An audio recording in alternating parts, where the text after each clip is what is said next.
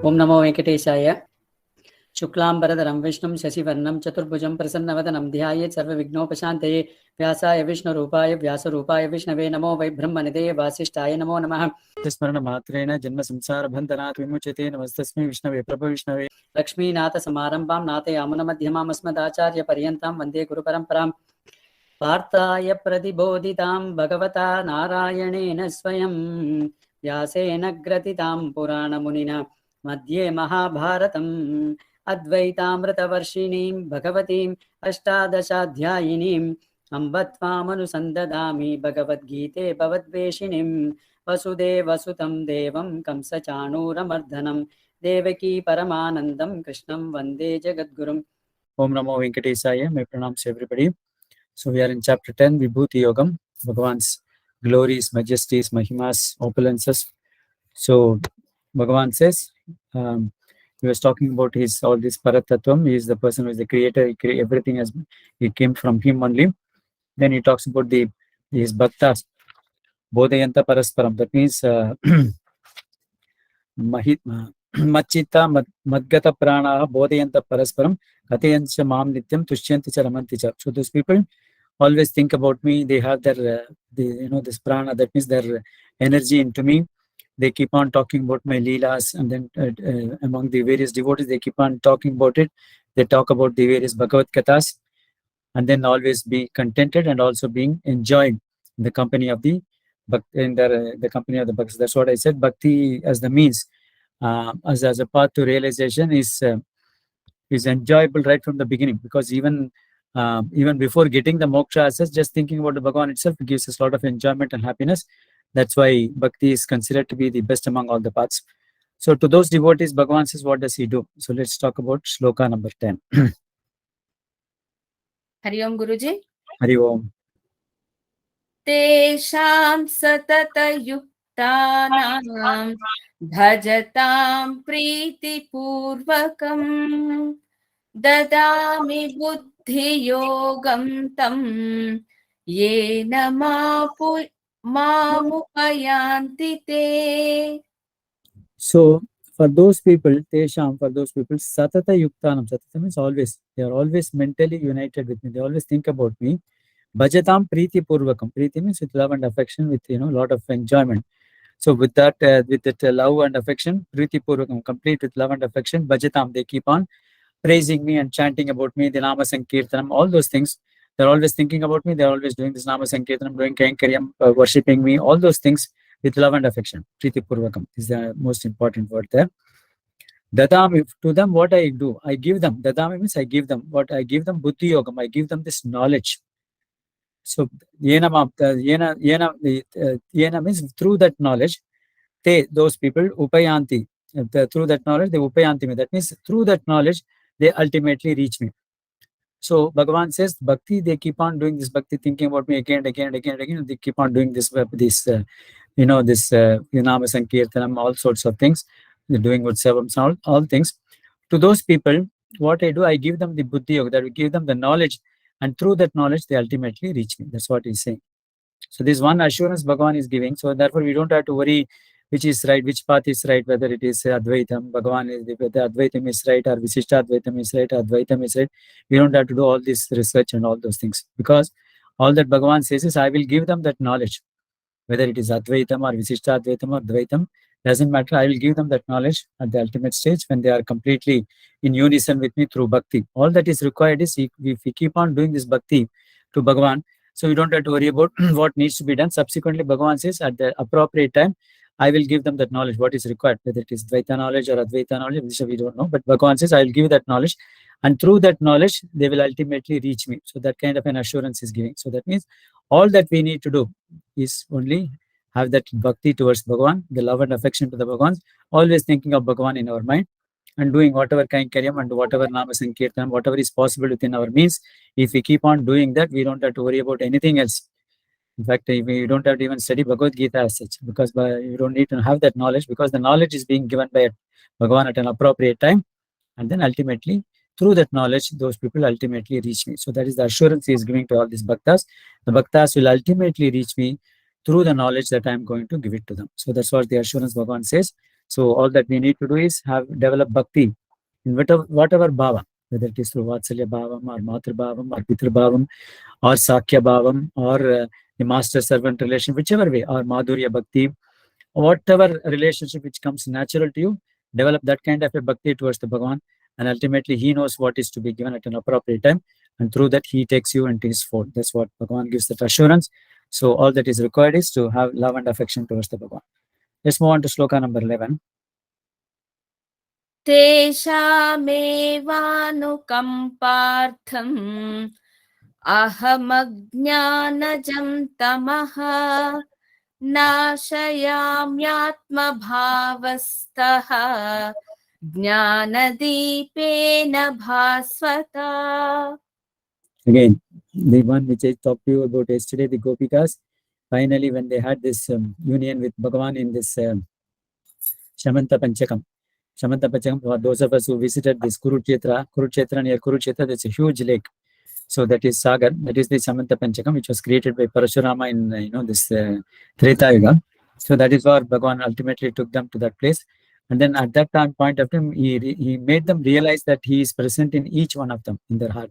So whether Bhagavan is physically present or not doesn't really matter for them. And that union is sufficient for them to enjoy Bhagavan's company.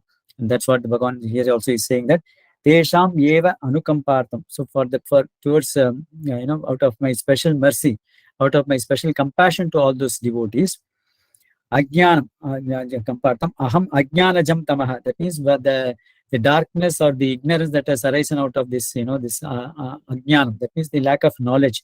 The ignorance that has arisen out of this lack of knowledge. What do you do? Nashayami. That means I destroy that ignorance. So that means I destroy that ignorance. How? Atma Bhavastaha. That means I reside in each one of their heart. Of course, he is already residing in each one of us, but then he makes sure that we realize that he is residing in one of us. That is what is most important. The fact that he resides in each one of us, including the inner things, is a given fact.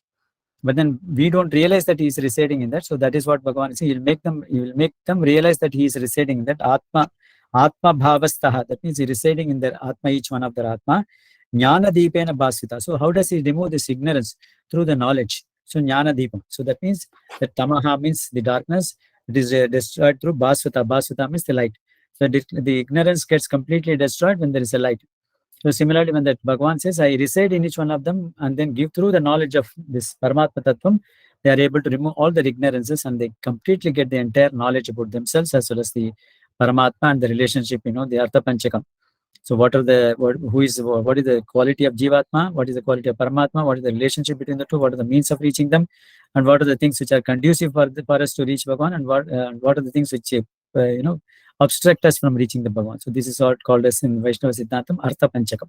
So that kind of a knowledge Bhagavan is able to generate in each one of these bhaktas who are always devoted to him, and ultimately through that knowledge the entire ignorance is completely dispelled, and therefore they are able to realize me. So that's what the Bhagavan is giving that assurance, saying that Tesham anukampartam aham ajnanajam tamaha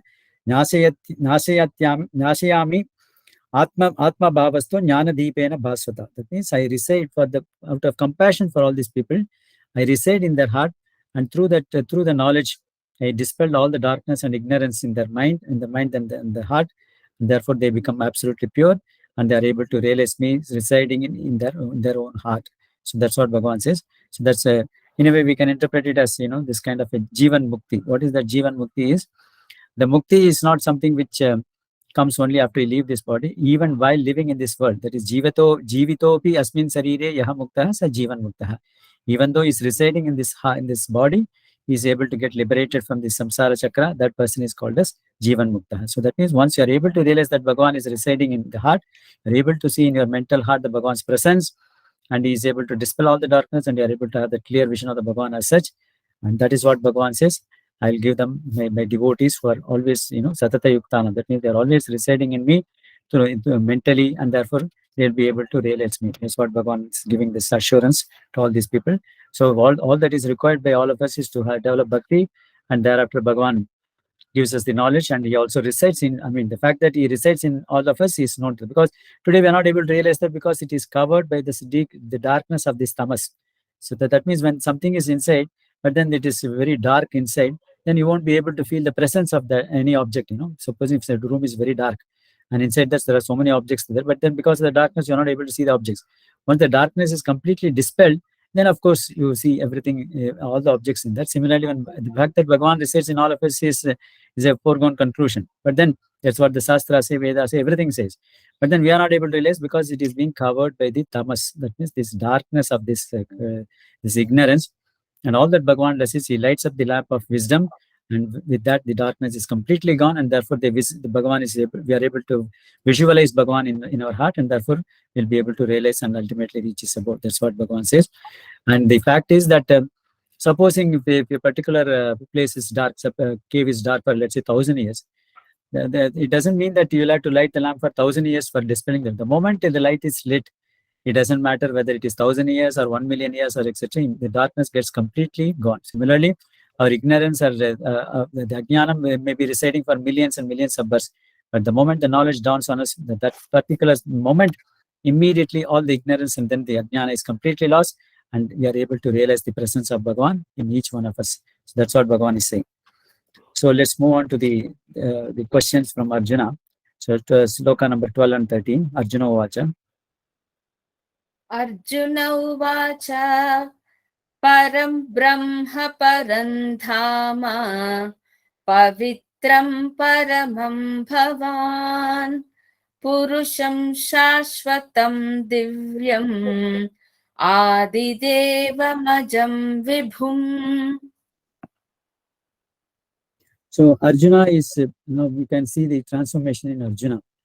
In chapter 1, when he's talked about, I'm not going to fight this battle, Kith and Kin are being killed, all those things, now he has come to the stage of a very great devotee of Bhagavan as such.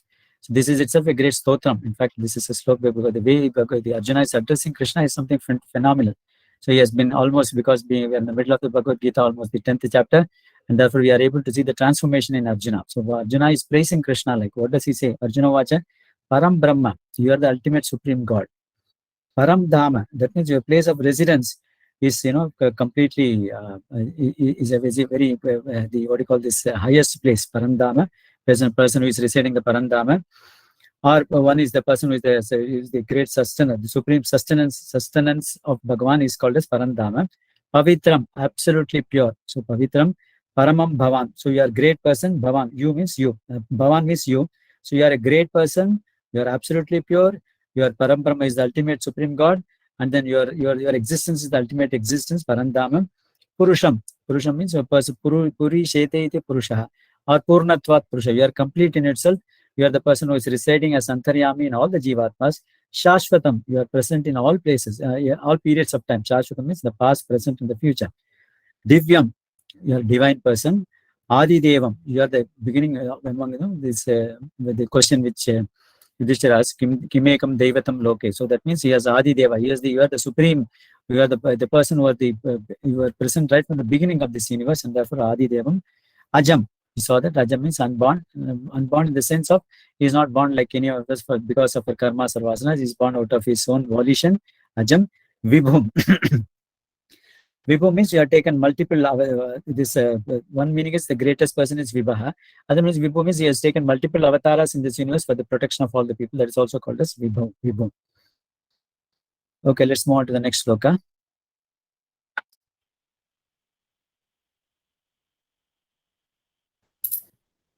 Ahustvam Mrushayah Sarve Devarshirnaradastada Asito Devalo Vyasaha Swayam Chaiva Bravishime.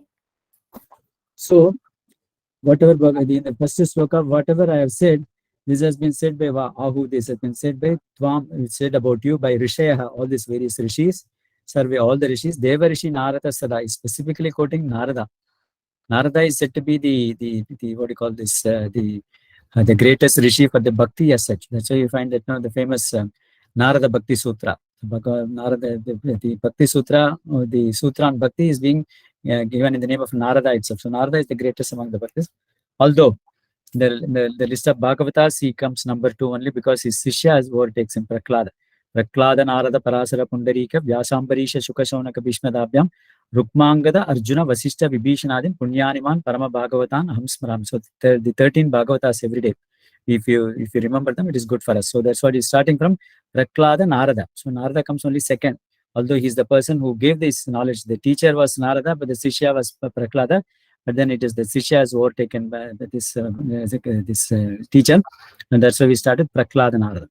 So Narada is the greatest exponent of Bhakti, and therefore he is talking about Devarishi Narada. Devarishi Narada also said the same thing. Asito Devalaha Vyasa. So there's various rishis names. Asitaha one rishi's name. Devala is another rishi's name. Vyasa also is another rishi. Swayam Chaiva Bravishme. So that means all these people have all confirmed whatever I said has been told by these various rishis, and therefore obviously you must be the one lamb, and you must be the greatest person. And now you have also declared yourself to be that person. So it's only confirming whatever the rishis have said has been said by you, and therefore you are the greatest person on this universe. So that's what he talks about. So we'll go for one more sloka and stop with that. Sloka number 14. सर्वमेतद्रुतं मन्यः यन्मां वदसि केशव न हि ते भगवन् व्यक्तिं विदुर्देवानदानवाः. So Keshava, a person who killed this Keshi Asura, O Keshava, O Krishna, Sarvam etad vritam manye janmam vadasite. So whatever you have told me about you, as in the previous slokas, I completely accept it as truth. Vritam, that means I accept it as truth. So because it has been told by the various rishis in the past, and you have also confirmed the same thing, I am accepting whatever you said as is absolutely gospel truth, O Keshava. Nahi me Bhagavad Vyaktim Viduhu Devaha na Dhanavaha. So, and nobody, the Devatas or the Dhanavas, even the Devatas or Asuras, who are all great, powerful people, even those powerful people cannot know about you completely. So that means your personality, your Vyaktim, that means your personality cannot be known by the Devatas or the Dhanavas, who are all the great, powerful people. Even the powerful people cannot understand you completely, which is what Bhagavan also started by saying, neither the Rishis nor the Devatas know me completely. He's also acknowledging, the Arjuna says that, whatever you told about me, I completely accept it as gospel truth, because that has been told by the rishis like Devala and Vyasa and Narada Maharshi and so on. Therefore, I am accepting as it is. And nobody can know about your personality completely. Even the Devatas or the Dhanavas or the Asuras, who are all very mighty, powerful people, even then, those people cannot understand you completely. That's what Arjuna is saying. So let's continue the discussion tomorrow. Vasudevasutam devam kamsachanooramardhanam devaki paramanandam krishnam vande jagadgurum sarvam. Sri Krishna arpanamastu. Krishna Krishna Krishna Krishna Krishna Krishna Krishna.